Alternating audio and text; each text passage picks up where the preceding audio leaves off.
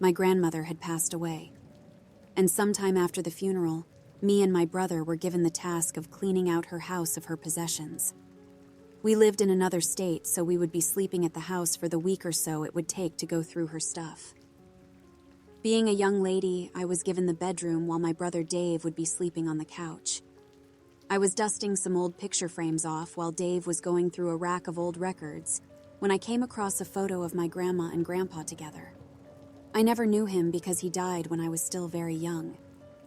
"Did you know Grandpa?" I asked. Dave looked up and replied, "Not really. I met him a bunch of times when I was a kid. He was kind of a jerk, to be honest."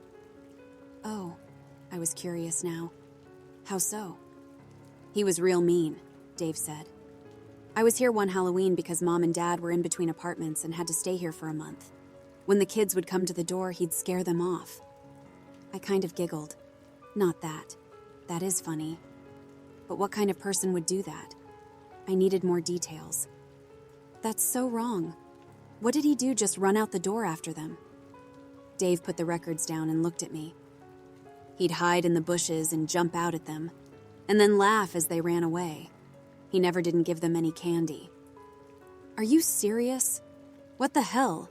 I said as I put the picture frame in a box of memorabilia my mom would want to keep. "Just out of curiosity, how did he die?" I asked. Dave thought for a minute with his hand on his chin. "I think they said his car went off the road and into a lake. The funny thing is, they never found the body. The car couldn't be recovered because it was sunken into the lake bed up to the rear doors. It was literally sticking into the mud front first. They said the bottom of that lake was like quicksand." That night I went to bed but couldn't sleep. It was a hot summer night in Louisiana, and we had the air on to keep us from sweltering. But the air vent in this house was in the ceiling and blowing cold air right in my face.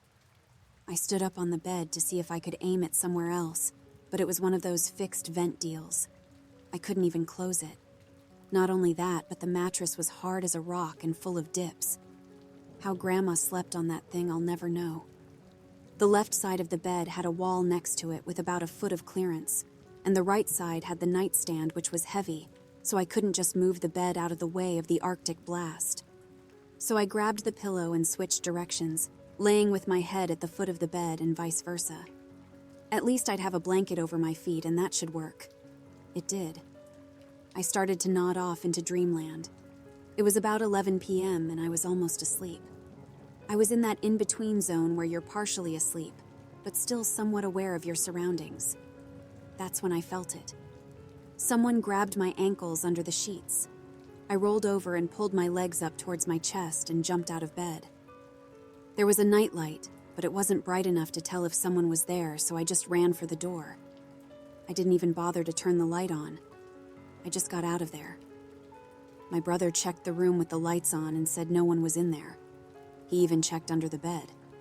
He asked me if I was fully asleep, and I said no. He told me that when you're in between awake and asleep, it's called sleep paralysis or a hypnagogic state, whatever that means. He said during that time, people often feel like someone is touching them or sitting on them.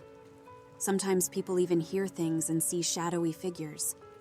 Dave was smart and knew about all kinds of things, so I believed him. Maybe that's all it was. I went back to bed, but this time I turned the closet light on and left the door cracked open a little bit so I could see every dark corner and recess in the room. I also read up on sleep paralysis on the internet for a few minutes, and my brother was right. I guess that's all it was. About a half hour later, I was trying to sleep, but I just couldn't. I was relaxed and resting, but I was definitely not in the in-between state. I felt a hand grab my foot again. It was definitely a hand. I could feel the various fingers as they clenched. I screamed out and pulled my feet up and jumped out of bed again. This time, after looking the bed over, he asked why I was sleeping with my head at the foot of the bed. I explained to him about the vent and cold air.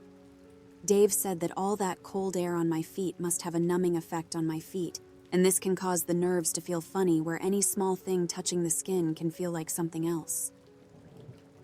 Even a hair, or maybe even a small bug of some kind, could have run across my foot. I was just too freaked out to stay. I made him take me to a hotel and drive me home the next day. Dave got his buddy Max to come and help him finish cleaning out Grandma's house without me. A few days later, I got a text from Dave. He said they were at the house and waiting for the police. I asked him why, and he said they were in the bedroom and taking the bed apart when they discovered something. There was a slit in the mattress facing the wall, so they looked inside and then cut the mattress open because of what they saw. He then sent a photo of the inside of the mattress after they cut it open. I recognized it right away. It was Grandpa, mummified.